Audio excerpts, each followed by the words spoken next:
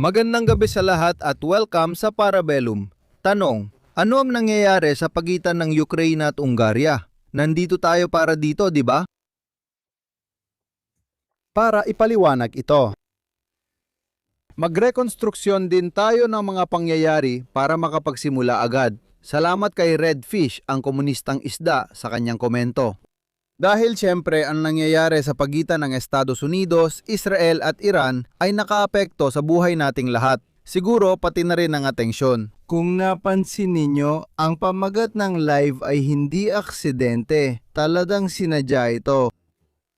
Malayo sa mata, malayo sa puso. Baka may nakakakilala sa kanta ni Endrigo. Dahil sa ngayon, tiyak na ang digmaan sa Ukraine ay malayo sa mata, malayo sa puso. Lalo na sa karamihan ng mga tao na namumuhay ng normal. Kaya, hindi nila kayang maglaan ng labis na pansin sa lahat ng krisis na nangyayari sa mundong ito. Dahil din, hindi naman mag-aaksaya si Trump ng oras sa mga walang kwentang bagay.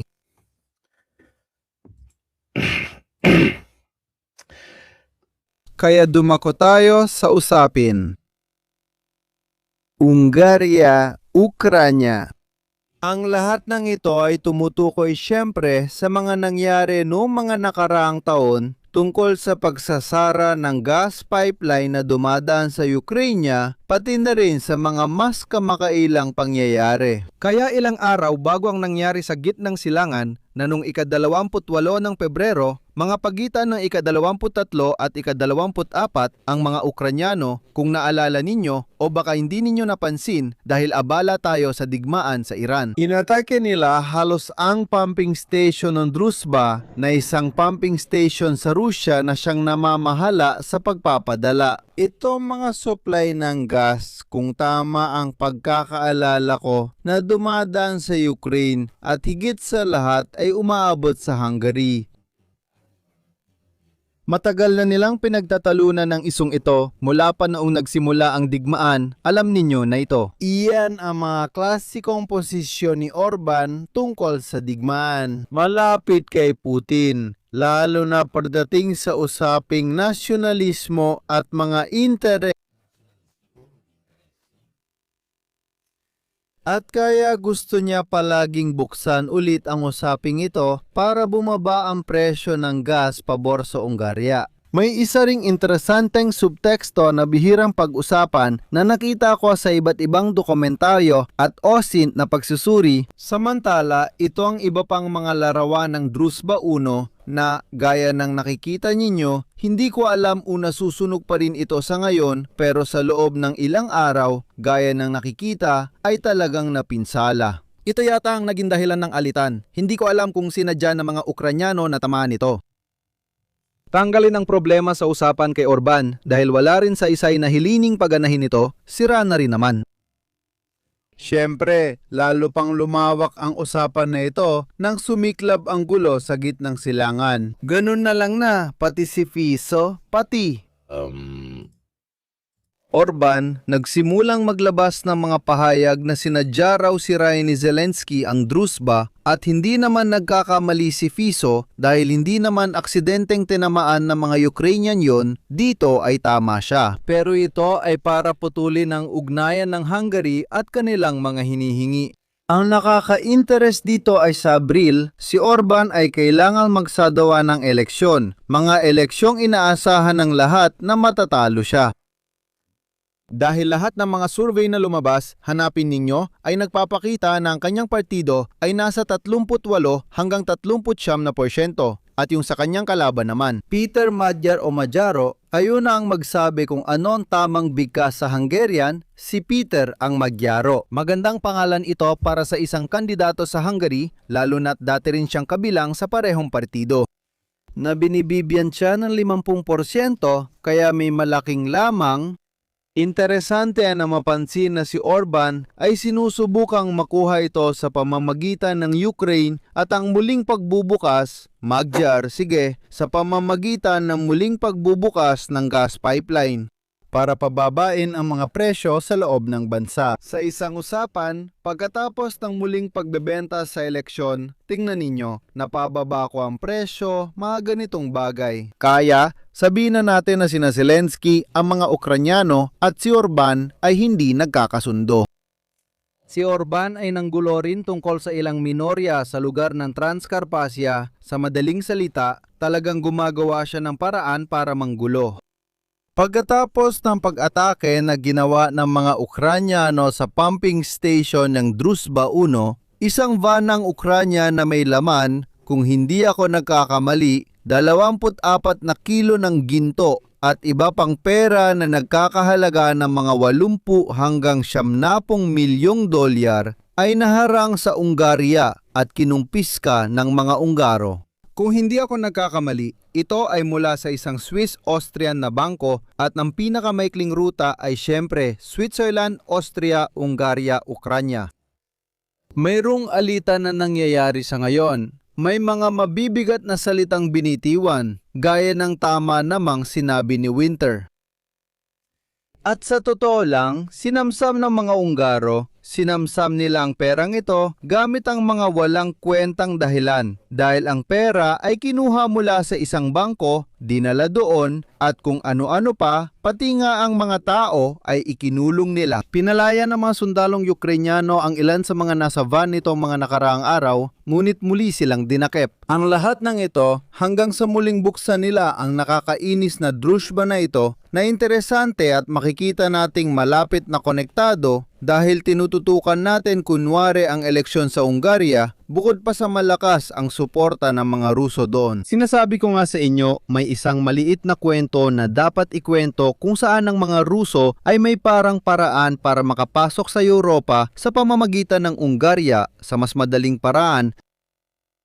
Ibig sabihin may kasunduan sila at bere pa. May mga buong baryo sa Ungarya kung saan ang mga Ruso na parang walang pakialam, gaya ng sinasabi sa Hilagang Italia, ay halos nakagawa ng mga baryong puro Ruso ang nakatira.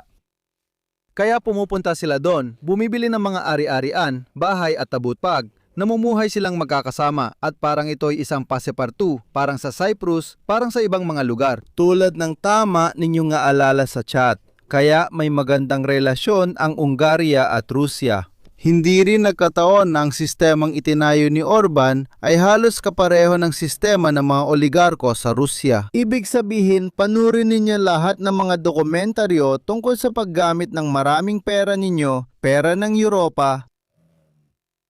Halos kalahati ng mga ahensya ng Estado, telebisyon at iba pa ni Orban ay mga kamag-anak niya, ang asawa, pinsan, kaibigan, parang buong pamilya na kumbaga. Mayroon siyang villa na may mga zebra, hindi ko matandaan, mga giraffe na paikot-ikot, basta mga ganong bagay. Isang mini Putin, kumbaga, isang mini Putin pero pinupundohan ng Europa. Kaya itong usapin ng korupsyon, sinusubukan niyang itago ito laban kay Peter Magyar. At hindi naman si Peter Magyar, tiningnan ko rin ang opinyon ng mga think tank at political analyst, hindi naman siya hindi nasyonalista. Si Peter Magyar rin ay may mga posisyong medyo nasyonalista tungkol sa Hungaria, pero siguradong mas bukas siya sa, sabihin na nating, pakikipag-ugnayan sa Europa. Pero hindi siya masyadong sumusuporta sa mga issue ng Ukraine. Sabihin na nating iniiwasan niyang pag-usapan ito, sinusubukan niyang iwasan ang ganitong mga usapin.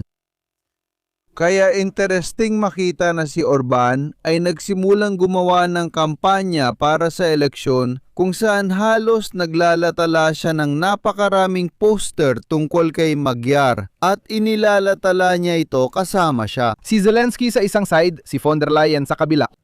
Sabi nila, kapag ibinoto nyo siya, magbibigay siya ng pera sa Ukraine. Kaya pati sa Kyiv Independent, pinag-uusapan si Peter Magyar at problema ng Ukraine.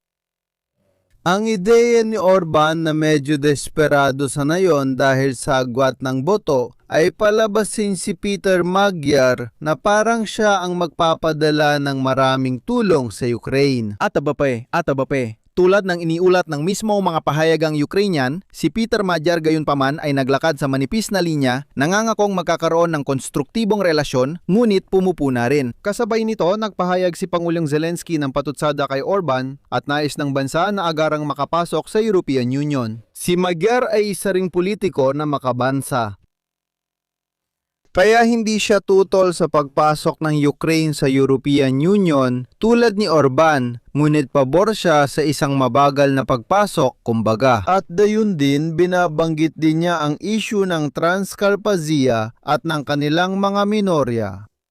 Kaya't interesante makita kung paano ang kalalabasan ng laban na ito dahil magaganap ito sa Abril. At gaya ng alam natin, ang sistemang Europeo ay may sapat na mga butil ng buhangin sa loob ng kanyang mekanismo. At depende sa kung sino ang mananatili o darating, maaaring makaapekto ito sa maraming desisyon. Sinabi ko na sa inyo, napaka-interesante makita ang retorikang anti-Ukrainian na ginagamit ni Orban sa Magyar dahil wala siyang masyadong masabi tungkol sa kanyang kalabang politikal. Kaya pilit niyang inuugnay ito kay von der Leyen na hindi naman talaga sikat kahit dito. Kaya gumagawa siya ng mga poster kung saan sa mismong poster nakasulat na kung iboboto ninyo sila, sila ang magiging problema. Parang si Meloni o kung sino man para sa kanya sa Italia, imbes na gumawa ng kampanya tungkol sa mga problema ng Italia. Hindi ko alam. Pag binoto nyo si Meloni, pati sina Zelensky, von der Leyen at Schlein ay binoboto nyo rin at nagsimula na siyang gumawa ng ganitong mga poster. Medyo kakaiba na si Orban, sabihin na natin, ay isinasama sa talumpati ng kanyang kalaban ang mga ugnayan sa Ukraine. Lalo na dahil halos walang naibigay ang Hungary pagdating sa tulong militar. Tagalabas sila kaya di maintindihan kung bakit ganito pa rin. Druzhba ang tawag dito. At ang linya, para maintindihan, gaya ng nakikita ninyo, dumadaan sa Hungary.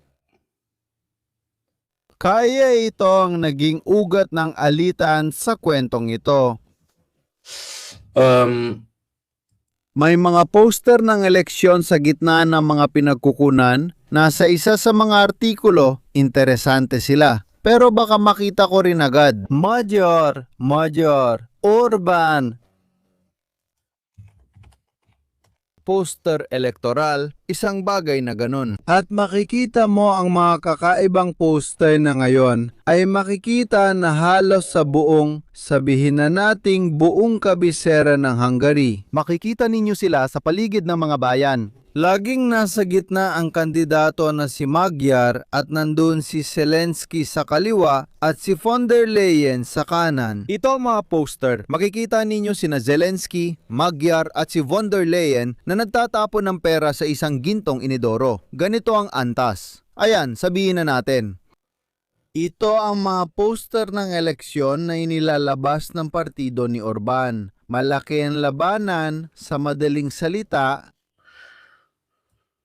Mababa talaga ang antas. Sabihin na nating talagang mababa. Pumunta naman tayo sa mas interesting na mga bagay. Pag-uusapan natin ng husto kung paano naapektuhan ng digmaan sa Iran ang digmaan sa Ukraine. Ang pamagat, hindi ito aksidente. Sinadya talaga ito para sa mga isyong ito.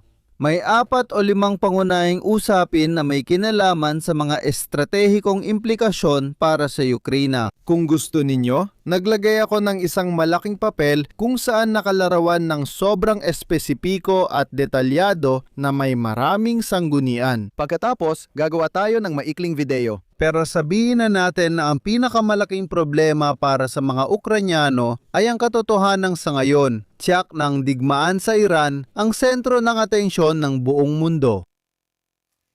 Mayroon pang ibang mga punto syempre, itong issue kay Orban at ng gas at ng alitan na ito sa pagitan ng Ukraine. Sa krisis na ito, lalo pang tumitindi ang sitwasyon dahil mas lalong tumitindi ang pangangailangan sa ganitong aspeto dahil lalo pa itong tataas. Buti na lang at tapos ng taglamig kaya kahit papaano ay nakaligtas tayo doon. Medyo hindi ganoon para sa gasolina. 5 punto na talagang kapag pinagsama-sama ay nagiging malaking problema kaugnay ng digmaan sa Ukraina. Sa tingin ko, nauha ninyong lahat ang aspeto ng media. Halos hindi ito napag-uusapan. Medyo kasi halos walang nangyayari sa frontline. Tatalakayin natin yan sa ikalawang bahagi ng live. At medyo dahil, syempre, ang hakbang ni na Trump at Netanyahu ang sumisipsip ng interes ng pandaigdigang krisis. 5 punto kaya punto ng grabidad, lahat ay abala sa krisis sa gitnang silangan. Punto numero 2. Tulad ng nakita natin, lahat ng monarkiya sa Gulpo ay humihiling ng mga sistemang pangkontra sa ere. At karamihan ay Amerikano, ang Saudi Arabia ay may Amerikano, ang Kuwait ay may Amerikano, ang Qatar ay may Amerikano. Kasama ang radar at kontra-ere na sistema tulad ng PAC-2 at iba pa. Kaya naiintindihan ninyo na sa ganitong klaseng pandaigdigang sitwasyon, ano ang problema? Mayroong napakalaking demand at kompetisyon para sa mga depensibong armas ng Amerika, lalo na ang mga Patriot. At dahil ang mga Patriot ay labis ng hinihingi ng Ukraine at hindi sila binibigyan ng marami, tandaan ninyo ang mga butas, pati na rin noong mga buwang taglamig mula sa pananaw ng depensa. Maintindihan ninyo na kung may kahilingan mula sa Taiwan, mga bansa sa Gulpo at iba pa, kailangang makipagkumpetensya ang Ukraine sa marami pang bansa sa usaping iyon. Pagkatapos, nariyan pa ang usapin tungkol sa mga Tomahawk. Tandaan ninyo, 1 taon nang sinusubukan ng Ukraine na makuha ang mga Tomahawk mula sa mga Amerikano. Lahat ng pinakabagong artikulo, pati na rin mula sa Financial Times at iba pa, ay nagsasabi na gumastos ang mga Amerikano ng halos 12 bilyon sa mga bala nitong nakaraang 2 linggo. Karamihan dito ay mga Tomahawk. Kaya, kung dati pa mababa na ang posibilidad ng mga Ukrainian na makakuha ng Tomahawk, ngayon ay halos wala na talagang pag-asa dahil sa nangyaring ito. Dahil kinailangan din nilang magpadala ng mga emergency request, mga kadyat na kahilingan sa produksyon, ang mismong mga Amerikano sa mga gumagawa ng Tomahawk. Dahil nga nauubos na ang mga stock, isa pa itong problema.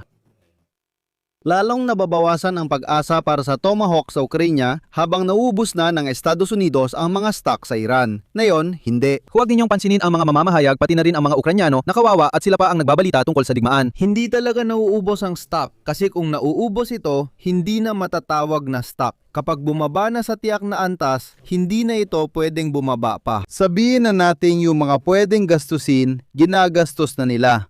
Darating din tayo sa Shahed. Darating din tayo sa mga drone kasi isa rin yung issue. Kaya kung titingnan natin, ang mga Tomahawk ay hindi talaga problema sa ganitong usapan kasi siguradong wala silang makukuha niyan. Kung dati ay malabong mangyari, ngayon ay halos imposible na mangyari. Isa pang mahalagang usapin, gaya ng nabanggit natin, ay tungkol sa mga sistemang depensibo.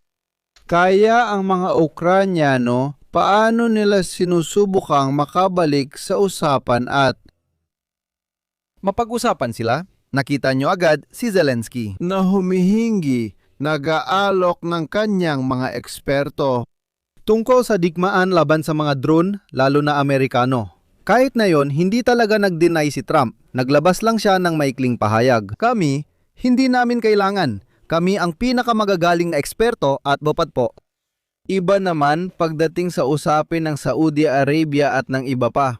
Mukhang parami ng parami ang mga bansa sa halip ng Gulf ay humihingi ng mga eksperto at mga sistema laban sa drone mula sa, lalo na, ang Aramco, isang malaking kumpanya ng langis sa Saudi Arabia, ay nakikipag-usap para bumili ng mga drone at iba pang sistemang pangdepensya laban sa drone. Pero kasama nila ay may iba pang mga bansa. Kaya sabihin nating sinusubukan ng Ukraine na makisali sa usapan ukol sa digmaan sa ganitong paraan. Kami ang magbibigay sa inyo ng mga sistemang ito at baka makakuha sila ng mga pautang o suporta. Gayunpaman, ang Arabia Saudita ay kabilang sa mga bansa na mas tumulong sa Ukraine kumpara sa iba. Iba ng kaunti ang usapan tungkol sa mga drone dahil matagal nang nakapagtayo ang mga Ruso ng sarili nilang produksyon ng mga drone na hango sa Shahed. Lahat na iba't ibang geran at iba pa. Kaya kahit sirain pa ang mga pabrika sa Iran, malabong bumaba ang aktibidad ng mga drone ng Russia. Kasi ngayon, kaya na nilang mag-operate ng mag-isa. Isa pang punto na sa tingin ko ay talagang pinakamahalaga at may pinakamalaking bigat. Sa lahat ng mga bagay na ito, ay ang katotohanan ang Russia ay kumikita ng ekonomiya mula sa digmaang ito. Kahit na ang kaalyado nila ay binobomba na ng 2 linggo. Siguradong mula sa pananaw ng ekonomiya, malaki ang maaaring mapakinabangan ng mga Ruso. Isipin mo na bago pa mangyari ang lahat ng ito. 50 ang presyo ng bawat bariles. Practical, ito na ang pinakamababang antas mula patag-init ng 2,000 mula pa noong 2020.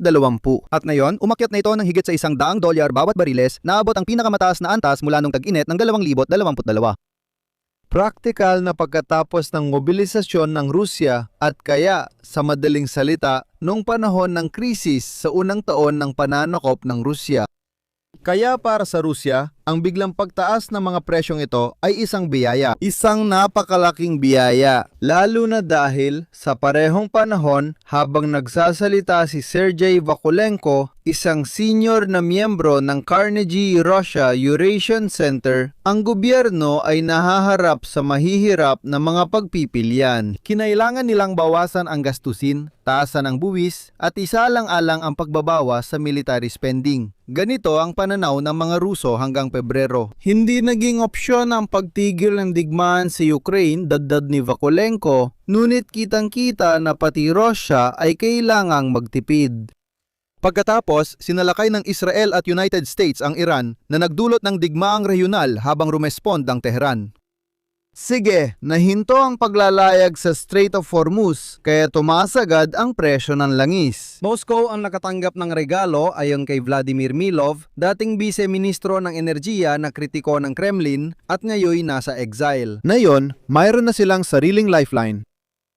Sa mga araw na ito, ang mga opisyal ng Russia ay sobrang saya kahit na ano pang nangyayari. At iba pa, kung hindi pa sapat yon, si Trump ay naglagay ng sabihin na nating cherry sa ibabaw ng cake at halos. Una, inalis niya ang mga parusa sa Russia tungkol sa pagbebenta papunta sa India. At ngayon, dahil sa pandagdigang krisis, nagsimula ng pag-usapan ng G7 ang tungkol sa paglalabas ng mga reserba sa merkado. At kaya sa huling araw, naglabas ang Estados Unidos ng 30 araw na exemption sa mga parusa para sa pagbili ng langis mula sa Russia. Kaya sa loob ng 30 araw, inalis nila ang mga parusa pagdating sa pagbebenta sa India at ngayon ay may exemption na 30 araw. Sa loob ng 30 araw, ang mga Ruso ay halos hindi makalabas ng langis. Maraming oil tanker nila ang nakatigil at puno pero di umaalis.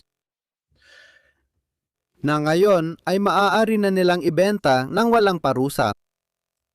Kaya ito ay isang hindi inaasahang kita para sa Rusya na hindi nila inaasahan. Siyempre, ang mga military blogger ng Rusya.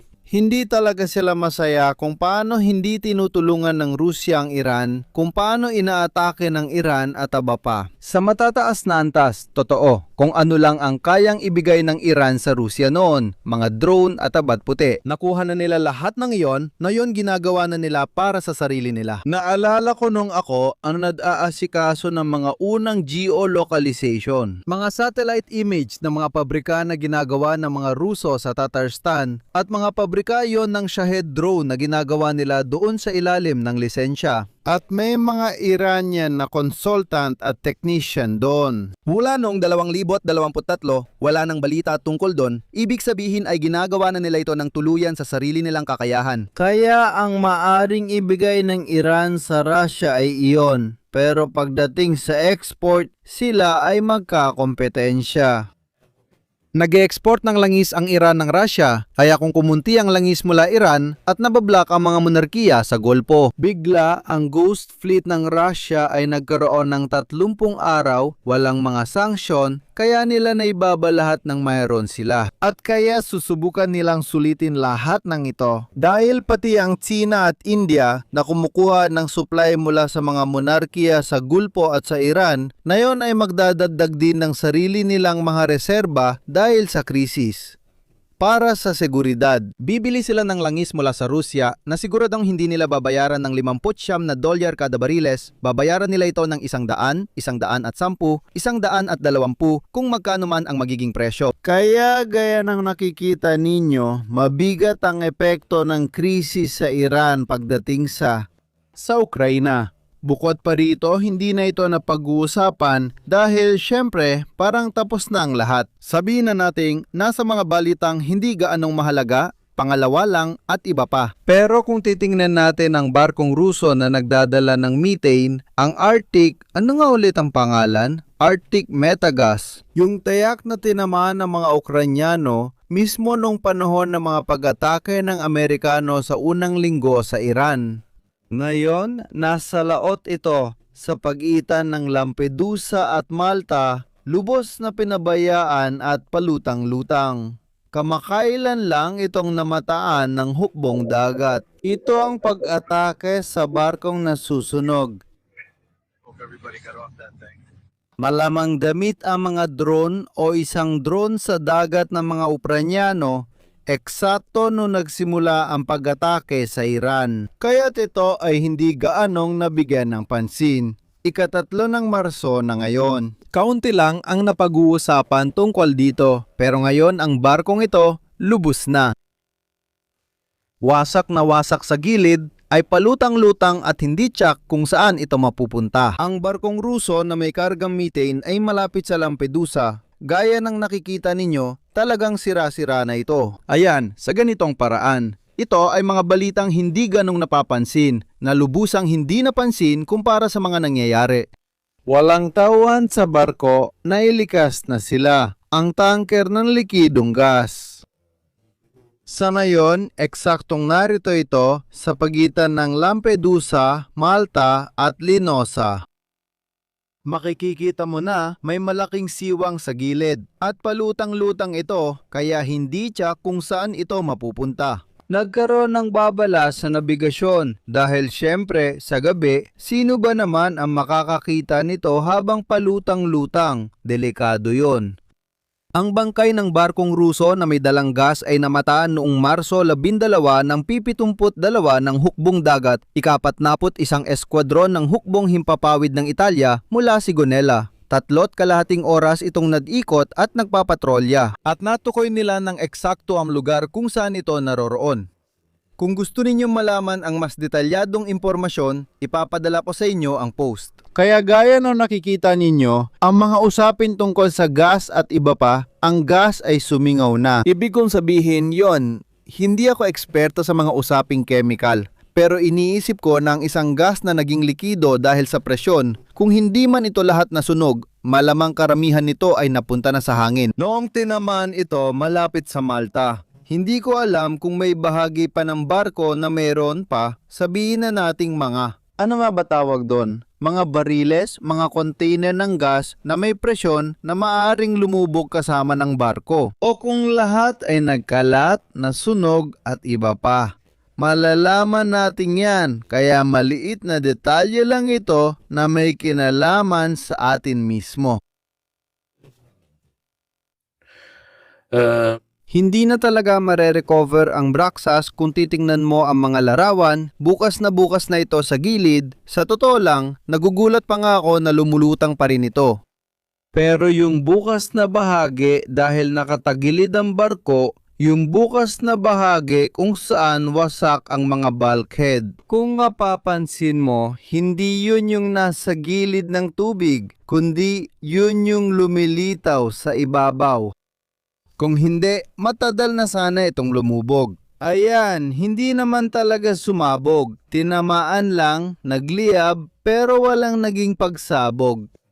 Parang tuloy-tuloy lang na parang bomba na nasunog. patuloy na naglalabas ng gas tapos bigla na lang namatay. Sarili niyang gawa yon. Oo, malamang may diesel pa sa mga tangke at mga ganung bagay. Kaya para sa amin, pwedeng maging problema yon. Dahan-dahan ko ring nilalapitan ang mga usaping militar sa pag-update ng mapa. Hindi rin ito magiging mahaba dahil wala namang malaking balita. Sa pananaw na ito, may interesanteng paliwanag kung bakit kailangang pagdugtungin ang mga bagay. Kung naalala ninyo, nitong mga nakaraang buwan, bukod sa mga kontra-atake ng mga Ukrainian na nabawi ang ilang lugar na dati namang pinagtatalunan at hindi talaga kontrolado mula sa panig ng mga Ruso. Walang naganap na malalaking kaganapan, malalaking mekanisadong galaw, o malalaking pagtatangkang umatake. Naalala nyo ba ang matinding lamig? Alalahan ninyo ang live na ginawa ko kasamang Ukraina na may nagyelong kumot. Sa minus 20, minus 25, minus 30, lalo na kung nasa ilang daang metro ka sa ere, mas mataas ang palitan ng init. Yung mga baterya ng drone ay talagang mahina ang performance o nasisira. Kaya nilimitahan nito ang galaw ng mga drone at naging mahirap para sa parehong panig na mag-operate. Kaya wala masyadong nangyari noong Enero at Pebrero. Ngayon, may isa pang issue na nadagdag. Ito ay isang interesting na usapin. Kasi yung mga fiber optic cable, dahil sa sobrang dami ng pangangailangan mula sa mga Ukrainian at Russia, ay talagang dumadami na ngayon. Sa pagitan ng 2025 at 2026, ang presyo kada kilometro ay dumoble. At ito ay nagiging isang factor dahil pareho silang nangangailangan. Ang mga Ruso ay kumukonsumo ng 10% ng pandaigdigang pangangailangan sa fiber optic. Ang mga Ukrainyano sa ngayon ay 5%. Pero kapag pinagsama sila ay 15% ng kabuuang pangangailangan ng fiber optic sa buong mundo. At meron ding mga pabrika na gumagawa nito. 50,000 kilometro bawat buwan pagdating sa Uskuynik at ilan pang iba. Pero ang karamihan ay doble na ang presyo. Kung magpapatuloy ito, magiging sobrang mahal na rin. Oo, punong-puno ng nakita natin yan itong mga nakaraang buwan. Literal na malalawak na parang na mga fiber optic cable. Pero unti-unti, pati ang fiber optic nagiging problema na rin. Sa usapin ng gastos, ang pandaigdigang merkado, gaya ng nakikita ninyo, ay hindi naman masyadong lumago. Noong 2021, 500 milyong kilometro ng fiber optic cable ang ginagawa. Sa 2025 ay 568 milyon na. Kaya hindi naman talaga tumaas. Ano ba yan sa proporsyon? 11%, 10%, 5%, pero ang konsumo sa kabilang banda ay sobrang tumaas. Ito ay maaaring isa pa sa mga salik na nagpapabagal sa aktibidad ng parehong naglalaban.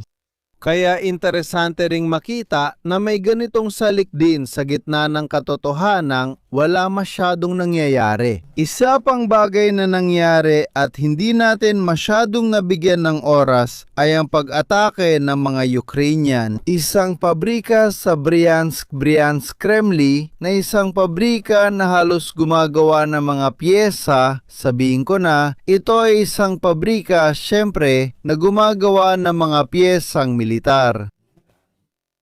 Hindi ito binabago ang katotohanang 6 o 7 tao pa rin ang namatay at 37 ang nasugatan. Tungkol sa sinasabi ng mga lokal na otoridad, nakita ko rin ang mga video. Hindi ito maaring ipakita. Dahil ang pagtaas ng 50% o sa katunayan 100% ng halaga ng paghuhukay para sa fiber optic sa loob lamang ng 1 taon, sa loob ng 1 taon ay dumoble ang presyo. Tinamaan ang pabrika ng mga Storm Shadow at saka medyo may katumpakan pa na isang nakakaintrigang bagay. Mayroong iba't ibang mga video at lahat ng mga video na yon ay ginawa ng mga Ruso ng mga mamamayang Ruso. Na nakakita ng pangyayari at sinabi ni Solovyov na ipakulong sila.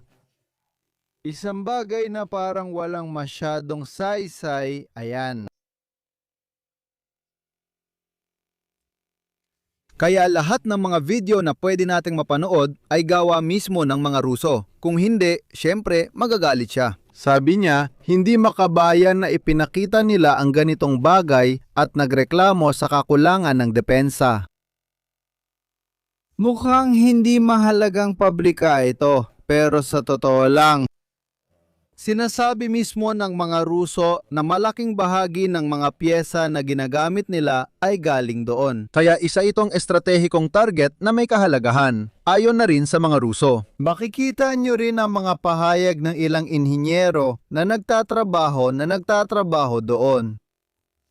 Bukod sa dalawang pangyayaring ito, ibig sabihin ang barkong nagdadala ng gas at ang pabrikang Ruso na ito. Sabihin na nating walang malalaking ebidensya, isang helicopter, ayan, itong sinabi, nung 2015 ng isang inhinyerong Ruso, Ang direktor ng pabrika sa Bransk ay nagsabi na kung mawawala ang pabrika, kung bigla kaming maglaho, isang malawak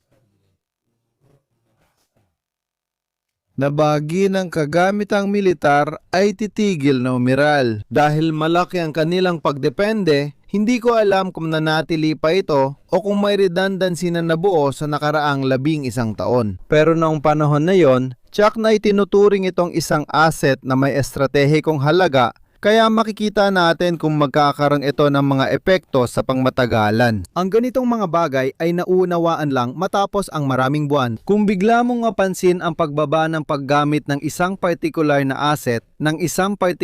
asset militar. Dahil syempre, merong marami stock din. Ito ang mga satellite images ng bago at pagkatapos ng. Tungkol sa isyong ito, syempre nagkaroon din ng maraming pag-atake ng mga missile ng Russia pagdating sa sistema ng enerhiya ng Chernihiv at ng iba pang mga lugar, lalo na sa enerhiya.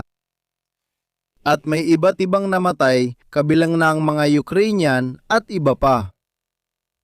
Ito na ang pinakamalaking tagumpay ng mga Ukrainian. Karaniwan, kapag ginagamit nila ang Storm Shadow, maingat nila itong ginagamit dahil hindi sila marami nito, kaya ito ay naging isang paggamit Na talagang inisip para sa bagay na ito. Ngayon, lilipat tayo sa mga sitwasyon, sabihin na nating sa aktwal na labanan. Bago natin gawin yon, sinusubukan ko munang pagaanin ang mga malulungkot na bagay. Sa bagay na ito na ipinakita sa akin ng community kasi talagang nakakatawa siya.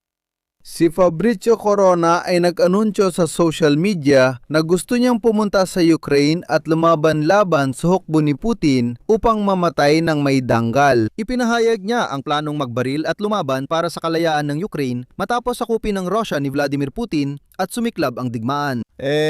Siyempre,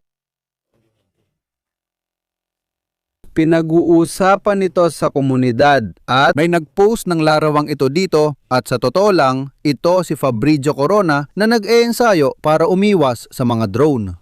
Oh, halos ganun na nga pero totoong balita ito, hanapin ninyo. Nakita ko ito sa community ko. Nakakatawa talaga ang ganitong bagay. Ano pa bang masasabi ko? Paghanap ng atensyon, malamang. Sabihin na nating hindi talaga tama ang magbiro ng ganitong klase.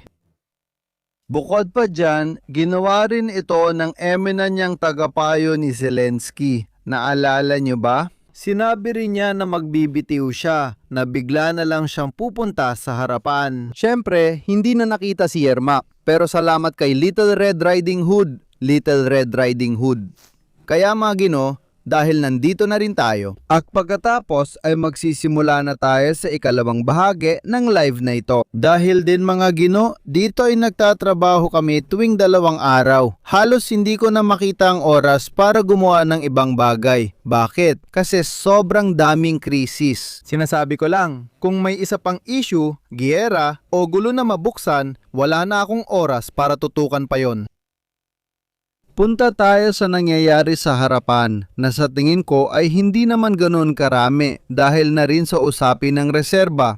Simulan natin sa itaas. Walang balita mula sa Kupiansk, ibig sabihin halos walang nangyayari doon. Kaya magsisimula ako sa Liman. Sa lugar ng Liman, bumalik na naman ang presyo ng mga Ruso. May mga kaso ng paglusot, gaya ng nakikita ninyo, halos sa likuran na ng lungsod sa unang pagkakataon. Pero hindi naman ito ganong naiba sa nakita natin 4 o 5 buwan nang nakalipas. Sa esensya, mapapansin natin ang sitwasyon sa Kupiansk ay halos nanatili na lang matapos itong mabawi at malinis ng mga Ukranyano. May mga pagtatangka pa rin sa silangang bahagi pero wala namang malalaking pagbabago. At sa kabuuan, hindi rin nagbago ang sitwasyon sa Liman. Hindi talaga ito nagbago ng malaki. Patuloy pa rin ang mga Ruso, lalo na sa harapan ng Siversk, sa pagsubok na makalusot sa likuran. Mapapapansin natin na wala namang malalaking pagbabago sa buong harapan. Unti-unting bumabalik ang sektor sa Zaporizhia dahil sa kontra-atake ng mga Ukrainian. At ang sa Pokrovsk, kung saan sa unang pagkakataon, nagsimula nang makuha ng mga Ruso ang lupa lampas ng Pokrovsk papunta sa Rishine. Para bigyan kayo ng idea, para magkaroon ng mas malawak na pananaw sa sitwasyon, maaari ninyong gamitin ang mapa para sa mga hindi pa nakakakilala nito. Libre ito. Maaari kayong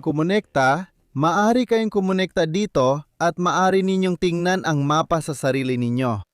Kapansin-pansin na sa gitna ng kaguluhang ito na tinatalakay natin, ang digmaan sa Ukraina ay tila nananatiling medyo tahimik. Totoong naging mahirap ang mga buwang taglamig. Pinatay ang aktibidad ng mga drone. Ngayon, nadagdagan pa ang 100% pagtaas ng presyo ng fiber nitong nakaraang taon. Sa kabuuan, halos walang pinagkaiba si Liman ngayon kumpara 6 na buwan na ang nakalipas.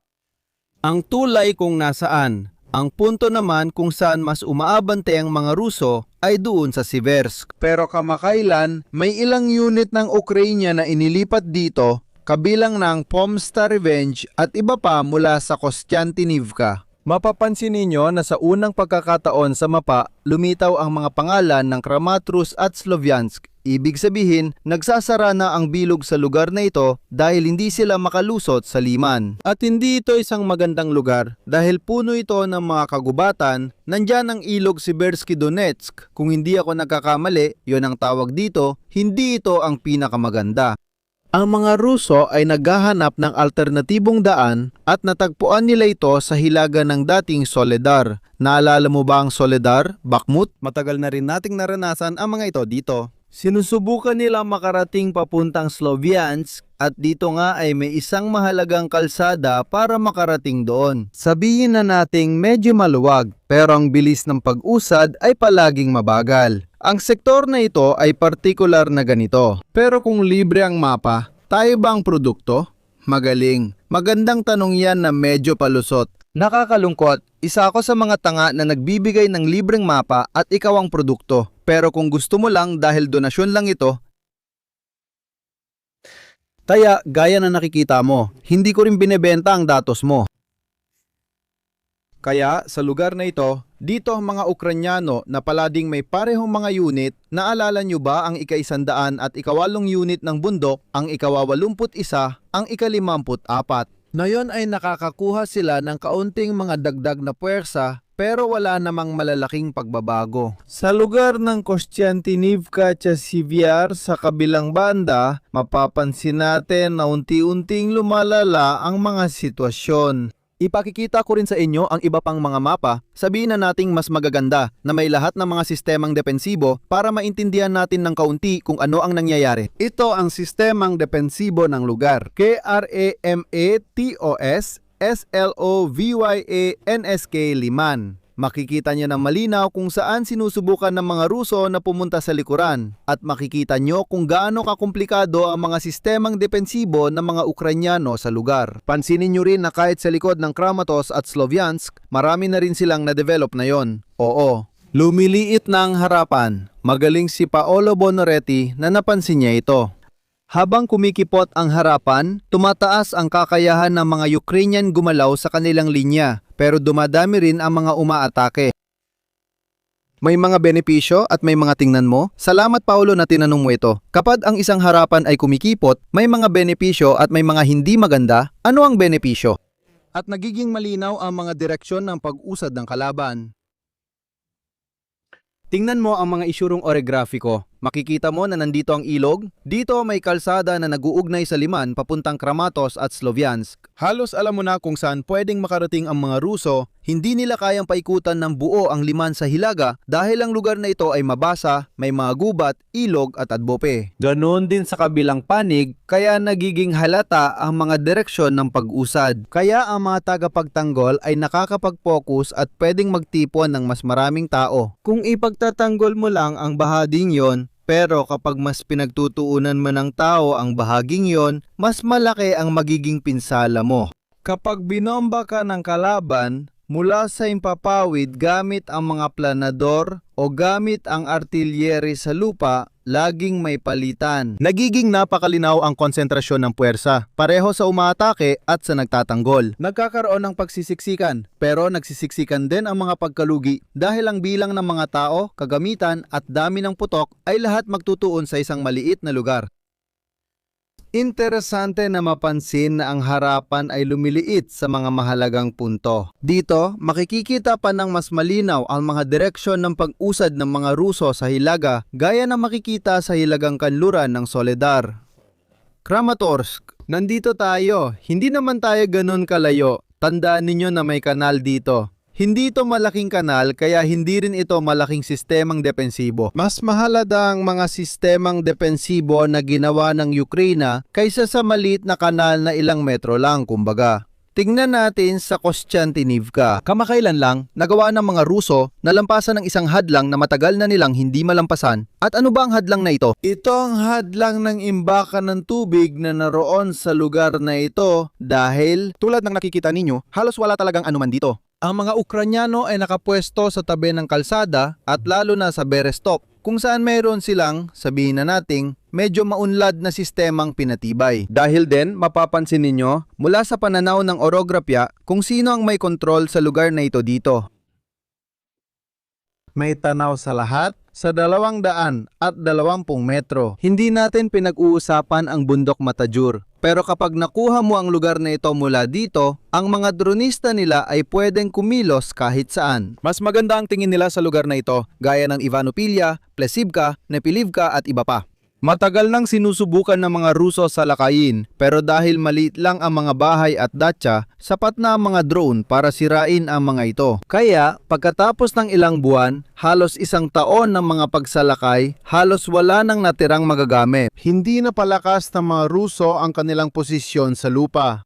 Ngayon na nakuha na nila ang Berestov, itong mabural na lugar, nagsimula na talaga silang magsara ng pabilog papunta sa Kostiantynivka at nagsisimula na silang pumasok sa mga gilid. Kung kulang pa yon, kailangan yung laging isaalang-alang ang mga bagay. Naalala nyo ba ang sinabi ko kanina? Sumisikip ang harapan, dumarami ang bilang ng mga umatake, pati na rin ang bilang ng mga tagapagtanggol, pero pati rin ang epekto ng artilleriya at ng mga planador. Para gumawa ng kaunting shaping, ibig sabihin para bigyan ng kaunting anyo ang sitwasyong ito. Dito, mayroon tayong mga Ruso na umatake halos sa 180 degree sa paligid ng Kostiantynivka at mapapansin natin na mula sa mga gilid ng Kostiantynivka, mayroong mga reserba ng tubig, mga maliit na lawa at iba pa na lahat ay may mga dam, may ganitong katangian, lahat sila ay mga reserba ng tubig na sa totoo lang ay may sistema ng mga dam. Kaya ang mga Ruso, noong nakaraang buwan at kamakailan lang, ay tinarget talaga ang mga dam na ito dahil binomba nila ang mga dam na ito gamit ang mga glide bomb. Dahil sa ganitong paraan, nagawa nilang bahain ang mga lugar sa likod ng Kostiantynivka at kung sisirain ko ang mga dam na mga maliit na lawa na ito, babahain ko ang buong lugar. Sa likod ng Kostiantynivka, pinipilit kong umatake mula sa timog, silangan at kanluran. Mas magiging mahirap para sa mga tagapagtanggol na gumalaw at dalhin ang mga kailangan nila sa lohistika. Kaya ang mga Ruso, kamakailan lang tinamaan nila ang mga dam sa kaliwa at kanan ng mga reserbang tubig na ito. Makikita mo dito, sila mismo ang naglabas nito. huwag kayong magpasimula ng laro. Sila ang may gawa nito, hindi iba. Sila mismo ang naglabas niyan, kanila ang kuha mula sa drone.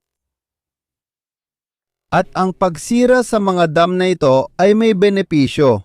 Alam niyo yung minsan binubuksan ng gas pipeline? Ako ay palaging naging tapat tuwing binubuksan ang isang gas pipeline. Sa kaliwa ng Kostiantynivka, ang mga Ukrainyano ang nandoon sa pagitan ng Rusin, Yar at Stepanivka. Dahil syempre, ang gas pipeline na yon ay nagpapabagal sa pag-usad ng mga kalaban kaya hindi nila ito idineklara pero malinaw kung sino ang nakikinabang. Minsan sa dam, gumagawa sila ng senaryo kung sino ang pwedeng makinabang. Sa pagkakataong ito, malinaw ang benepisyo para ito sa mga Ruso dahil gaya na nakikita ninyo, binabahan nito ang lahat ng lugar sa likod ng Kostiantynivka. Kaya naman, wala naman masyadong dapat pagtalunan tungkol dito. Kaya ito ang isa sa mga dahilan kung bakit ang Kostiantynivka ay nasa isang partikular na kahirapan sa ngayon.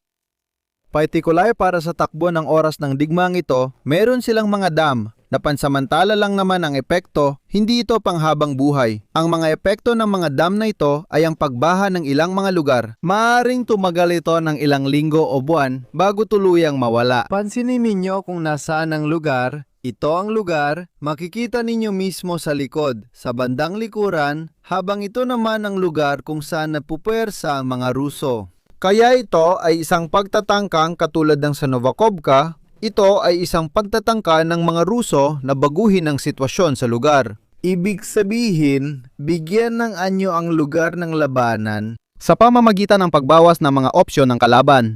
tungkol sa mga lugar ng pag-atras, mga lugar kung saan pinamamahalaan ng lohistika at ginagawang mas mahirap ang mga galaw sa loob. Ito ang isa pang dam na tinamaan nila sa kaliwang bahagi. Gaya ng nakikita ninyo, tinamaan din ito sa bahagi kung saan naroon ang mga bukasan. Dahil dito, nagkaroon ng pagbaha. Ibig sabihin, kaliwaman o kanan, apektado ang lahat ng malilit na lawa at iba pa. Dahil doon din dumadaan ang sapa ng Krivi, kung saan ang bahagi ng tubig ay dinadala sa mga dam na ito. Kaya ito ang nangyayari sa bandang Kostiantynivka. May presyon ka sa ilalim. May dalawang sirang dam sa gilid ng lungsod na syempre nagdudulot ng hadlang. Kaya ito ang isa, yung ipinakita ko sa inyo ngayon. At ito naman ang isa pa. Itong doble na pagbaha sa magkabilang panig, kung mapapansin mo, lahat sila ay nagtatagpo sa iisang kalsada na nag-uugnay sa Kostiantynivka at sa iba pang mga baryo sa Hilaga. Mahirap husgahan ang distansya mula sa harapan ng pagbaha. Pero ilang kilometro kwadrado ito? Ilang kilometro kwadrado? Lalo na kailangan mong tingnan ang mga mabababang lugar. Ang problema ng Kostiantynivka, lalo na sa likurang bahagi nito. Makikita mo na parang may lambak ito. Eksakto kung saan naroroon ang kalsada. Kaya ang tubig na ito ay bumuhos dito at malamang nadadalo ito sa paligid ng lugar na ito. Dito, kaya tingnan mo, ito ang lugar na ginagamit ng mga Ukrainyano para sa lohistika. Kaya ito ang ginagawa ng mga Ruso sa lugar na ito. Dito makikita mo pa ng mas malinaw. Ito ang lugar, ang pambobomba sa dam. Makikita mo ang lugar na binaha dahil sinusundan nito ang mga pababang bahagi ng lupa. Siyempre, hindi rin nagkataon na yon na hindi na magagamit ng mga Ukrainyano dahil madalas nilang ginagamit ang lugar na ito, Novodimitrivka at ang mga kagubatan dito. Hindi rin nagkataon na kamakailan dito rin nagaganap ang pagsalakay ng mga Ruso. Dahil na yon, imbes na atakihin ng mga Ukrainyano ang mga Ruso sa gilid, napipilitan silang magdepensa dito. Kaya, dahil na nakikita ninyo, ito ang mga dahilan. Makikita nyo na napaka-develop ng depensa ng Ukrainya. Pagdating sa semikurba sa paligid ng lungsod, mas kaunti naman pagdating sa likurang bahagi. Kaya ito ang sitwasyon sa Kostiantynivka. Ito ang mga lugar na inaasahang aatakihin ng mga Ruso. Mapapansin na matagal na nilang sinusubukang umakyat mula Sofivka papuntang Druzhivka at sa kabilang banda, sa hilaga ng Chasivyar ay sinusubukan din nilang gawin ang parehong bagay. Sinusubukan nilang putulin ang likuran ng Kostiantynivka habang pinipilit nila mula sa ibaba para mapanatiling abala ang mga tropang Ukrainian, kaya malamang na magiging target ng pagsalakay ng mga Ruso ang Kostiantynivka ngayong tagsibol. Tagsibol taginit. Posibleng masaksihan natin ang mga kaganapan sa Kostiantynivka. Tungkol naman sa buong panahong iyon, malamang na makakakita tayo ng isang bagay na katulad ng nangyari sa Pokrovsk, kung saan ang mga Ruso sa susunod na 4 hanggang 6 na buwan gagamitin ang karaniwang taktika ng paggawa ng kaldero, papataginin ang lahat gamit ang mga planador kung hindi nila makuha ang lupa o paikutan ito sa mga gilid. Eksaktong tulad na nangyari sa Pokrovsk. Puntahan din natin ang sitwasyon sa Pokrovsk dahil ito ay interesante. Tingnan natin. Kamakailan lang lumabas ang mga Ruso mula sa Pokrovsk at umakyat papasok sa Rishchin. Ito ang unang beses na nakita natin ang mga Ruso. Naalala nyo ba nang dumating ang WDW units? Nagkaroon ng buong panahon ng taglamig kung saan hindi talaga nagtangkang gumawa ng marami ang mga Ruso matapos nilang makuha ang Mirnorad at Pokrovsk at mga bahagi ng Rodinsky. Kamakailan lang, lalo na natong huling 4 o 5 araw, pagkatapos ng maraming pambobomba gamit ang mga lumilipad na bomba sa Rishinye, na isa namang maliit na baryo na may maliliit na bahay bakasyunan na gawa ng mga Ruso na makuha ito. Sa karamihan, totoo nga, mayroong pangkalahatang pag-atras ng mga Ukrainyano sa lugar na ito. Dahil din, gaya na nakikita ninyo, walang malalaking urbanong lugar dito, kaya mahirap ding mantayo ng depensa. Dito sila nagbuo ng bagong sistemang depensa. Pero sa Rishini, maraming geolokasyon, lalo na ng mga infantry ng mga Russian infantry na tinatamaan ng iba't ibang drone. Mirnohrad, Pokrovsk, Hreshina, Rodinska, Dobropillia. Tulad ng nakikita ninyo, ito ang unang beses nilang lumabas. Malamang nasusubukan nilang kunin ang Dobropillia na gagawa ng panibagong bitag sa kanan at kaliwa, eksaktong tulad ng nakita natin dati. Sa lahat ng pagkakataon, halos pareho ang ginagawa ng mga Ruso. Palagi nilang sinusubukan kunin ang lungsod mula sa magkabilang gilid. Panatilihin ang presyon para abalahin ang mga Ukrainyano, tukuyin ang kanilang mga posisyon at bombahin ito gamit ang planador at bomba. Pareho lang palagi ang teknik, metikuloso, napakabagal at napakamahal. Mirko, ang mga murang drone ay nagbago ng labanan sa mga kapatagan ng Ukraine. Magiging kasing epektibo rin ba ito sa isang bulubunduking lugar tulad ng Iran kung saan iba ang lupain at linya ng paningin? Oo, magiging epektibo rin. Dahil nakadepende ito kung anong altitude ang kinalalagyan mo. Kung ikaw ay nasa itaas at gumagamit ng mga drone, napakalaki talaga ng iyong kalamangan. Lalo na kung nasa loob ka ng mga kuweba o katulad nito, kahit kailangan mo pa rin ng mga kable para sa antena at iba pa. Ang totoo niyan, sa isang mabatong lugar ay mas kaunti ang mga puno, lalo na sa mga lugar ng Iran. Pansinin ninyo, ang mga bundok doon ay medyo kalbo, kaya kakaunti lang ang mga lugar na pwede mong pagtaguan. Mahirap makatakas sa mga drone sa isang matarik at mabundok na lugar.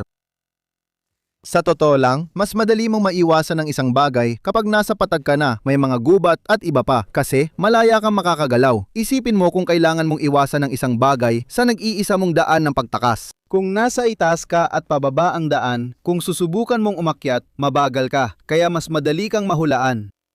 Isipin mong ang mga bundok sa Iran ay napakataas, umaabot ng 2 hanggang 4,000 metro. Hindi maganda ang lupa at kaunti lang ang trintsera sa mga bato, kaya tama lang gaya ng isusulat ko sa mga libro. Sa totoo lang, mula sa pananaw ng militar, kung titingnan mo ang Iran, medyo kahawig ito. Mordor, tingnan ninyo ang mga bulubundukin. Hindi ko alam kung si Tolkien ay na-inspire ng Panginoon ng mga singsing nang likhain niya ang lupain ni Sauron, ang Mordor. Kung bubuksan ninyo ang mapa ng gitnang lupa at titingnan ninyo ang mga lugar kung saan naroon si Sauron, ang itim na kuta, Barad-dûr at iba pa. At titingnan ninyo ang mapa ng Iran. Nandun tayo, ibig sabihin napapaligiran ng mga bundok. Kaya mula sa pananaw ng lakas ng pananakop, napakahirap sakupin ng Iran. Isa ito sa pinakamalalalang lugar na maaring pasukin ng isang hukbo. Isipin ninyo na 70% o higit pa ng digmaan. Ang digmaan ng Iran-Iraq ay halos naganap sa paanan ng mga bundok sa pagitan ng hangganan ng Iraq at Iran. Umabot lang ito sa bahaging maburol para bigyan kayo ng ideya kung dito ang Iraq, dito naglalabanan. Dito. Kung maglalagay tayo ng mapa ng Iran, mapa ng geografiya, napapaligiran ito ng mga bundok. Ang mga lugar na nasa lambak ay nasa loob. Kaya sa ganitong pananaw, medyo magkahawig talaga. Kaya napakahirap nitong lupain para sa sinumang gustong sumakop o manakop. At kapag nasa loob ka na, ang kalaban dahil may mga tagong-taguan at iba pa, maaring gumamit ng kaparehong estrateya para atakihin ka sa loob. Kapag pumasok ka sa loob, nasa lambak ka na. Sa loob ng lungsod ng bansa, ang problema ay paano mo susuportahan ang logistics mo sa ganitong klase ng lupain. Kung sasakupin mo ang Iran, papasok ka sa lugar na ito parang tatsulok. Good luck na lang sa pagpapakain at pagsuporta sa logistics ng iyong hukbong mananakop. Sa mga kalabang pwedeng magtago sa buong kabundukan na nakapaligid sa iyo ng 360 degrees. Dito huminto ang digmaan ng Iran-Iraq. Para magbigay ng ideya, 1,000,000 namatay dito. Sa lugar na ito, ito ang lugar kung saan nagharap sila. Kaya medyo mahirap itong lugar para sa isang hukbo.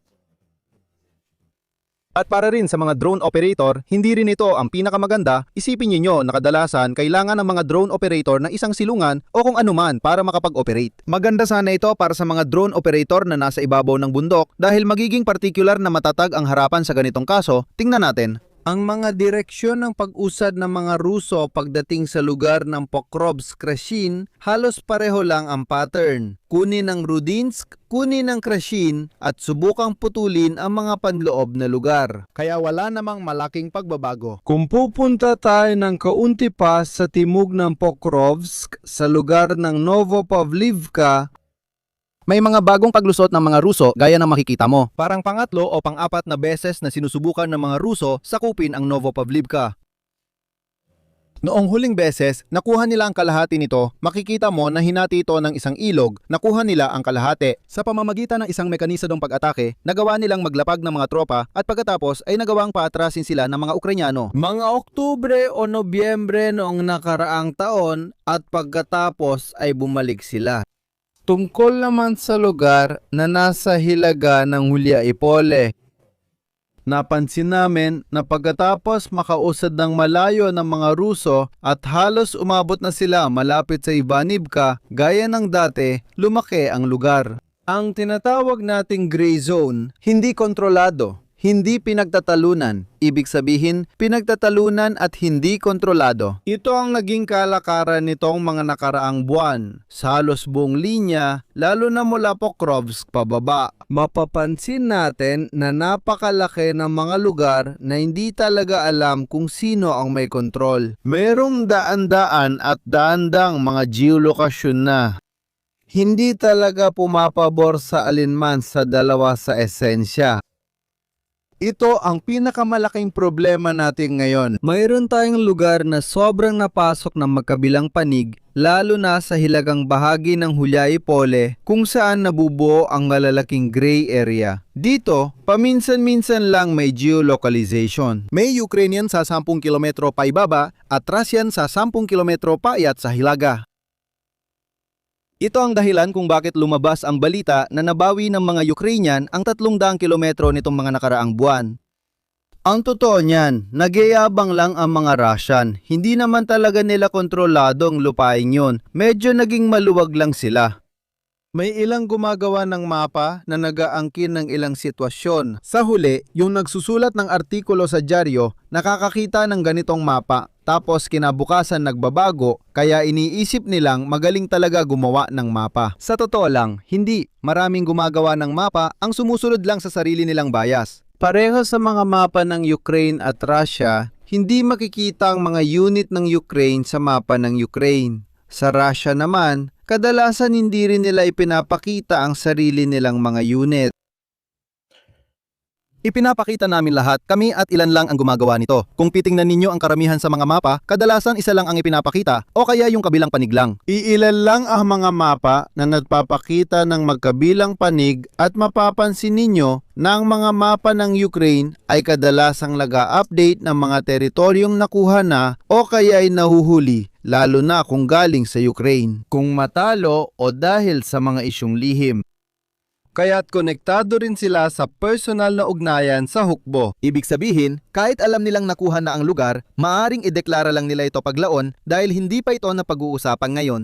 Madalas, pinalalaki ng mga mapa ng Rusya ang kanilang tagumpay. Pansinin ninyo, marami dyan ay wala man lang gray area. Puro konsolidado lang ang sinasabi. Sa tingin ko, ang paggamit ng gray area kapag may duda ay ang pinakamagandang desisyon. Kung hindi matukoy, gawing gray, hindi ka naman nagbibigay ng pabor sa kahit sino, kahit sa media. Hintayin ang mga konsolidadong datos para mapag-isipan ang bagay na ito. Mapapansin natin na kahit tumaas ang gray area, bumaba pa rin ang konsolidasyon ng mga Ruso sa lugar na ito. Dati, ang konsolidadong lugar ng mga Ruso ay halos sumaabot na sa bagong Zaporizhzhia, Oleksandrivka at iba pa. Kaya may gray area at malaki ito, pero napaurong din ito ang konsolidadong lugar ng mga Ruso.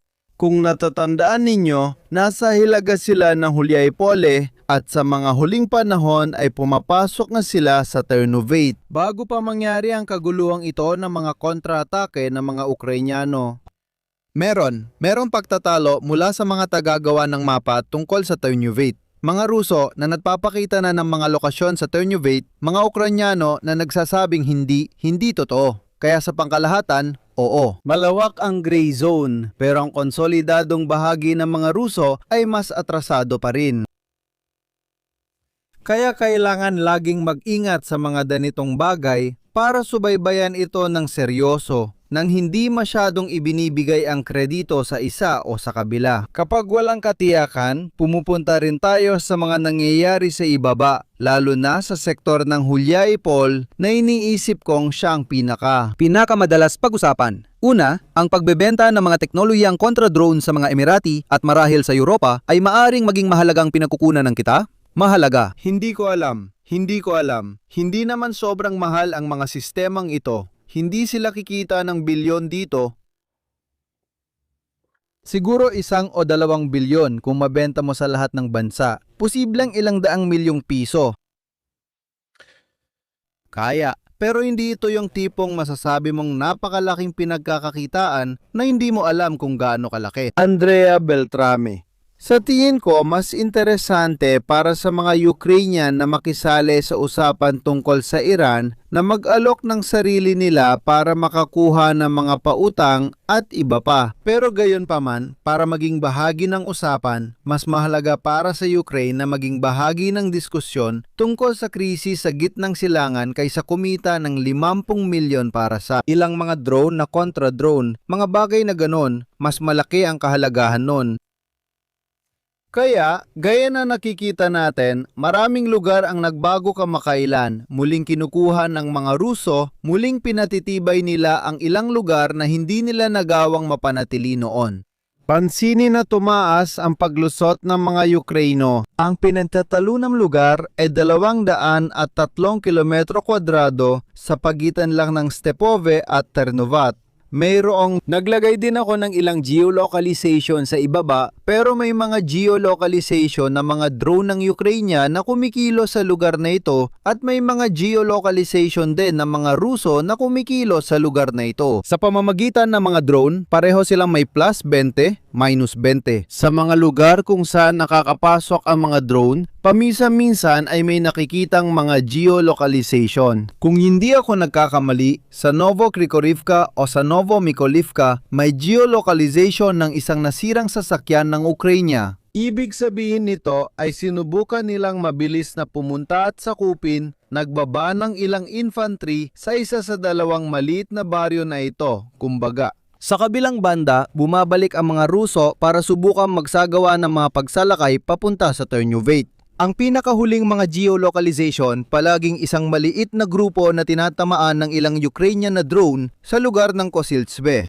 Kaya't parang bumabalik tayo sa sitwasyong katulad noong bago magtaglamig. Dito makikita ang pinakahuling mga geolocalization na ginawa kaugnay ng isang pagsalakay ng mga Ukrainian. Gaya na nakikita ninyo, medyo malalim ito. Siyempre, nadulot ito ng ganitong uri ng Zona na parang guantes, nagbibigay ito sa inyo ng ideya kung paano gumagana ang sitwasyon sa fronteng ito, halos parang guantes talaga. Kung mahilig kayo sa mga kwento ng yelo at apoy, parang ito yung lugar kung saan nagmula si Littlefinger, ang mga daliri. Sa lugar ng Huliaipole naman, nitong mga nakaraang buwan ay nagawa ng mga Ukrainian na makapasok, sa ilang pagkakataon ay malapit na mismo sa Huliaipole. At kamakailan lang, ang mga Ruso naman ang umaatake pabalik sa Salisnichne at pati na rin sa mga pinakahuling geolocalization. Sa Kherki, mapapansin na sumisingit sila sa pagitan ng dalawang sistema ng depensa ng mga Ukrainian.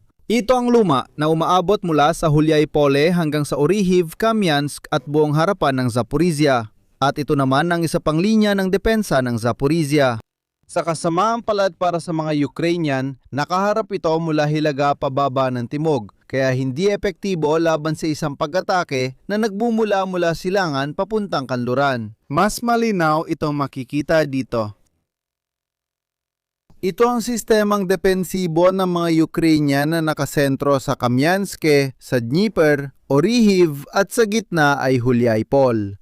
Tungkol naman sa kanan, sinusubukan ng mga Ruso na palibutan ang sistemang depensibo ng mga Ukrainian. Halos nagtagumpay na sila gamit ang tinatawag na biglaang pag-atake sa digmaang ito. Noong nakaraang taon, umabot sila sa pagbabanta sa Ternovat at sinusubukan nilang palibutan ito. Pansinin na maraming bagong sistemang depensibo ang nabuo ng mga Ukrainian. Sinamantala nila ang 5-6 na buwang ito. Ang pangunahing lakas ng paglusob ng mga Ruso ay nagsimulang bumagal bandang Oktubre noong nakaraang taon. Buong tag-init ay mabilis silang sumusulong at noon wala pang ganitong depensa ang mga Ukrainyano. Kung nagpatuloy pa ang mga Ruso ng 1 o 2 buwan sa ganung bilis, nalampasan na sana nila karamihan sa depensa ng mga Ukrainyano. Nagkaroon ng pagbagal, dumating ang taglamig, at ngayon, makikita ninyo na pinapaunlad na ng mga Ukrainyano ang kanilang sistemang depensibo, lalo na sa Zaporizhia. Mayroon ding estratehikong dahilan kung bakit nila sinimulan ng lahat ng serye ng mga kontra-atake na ito.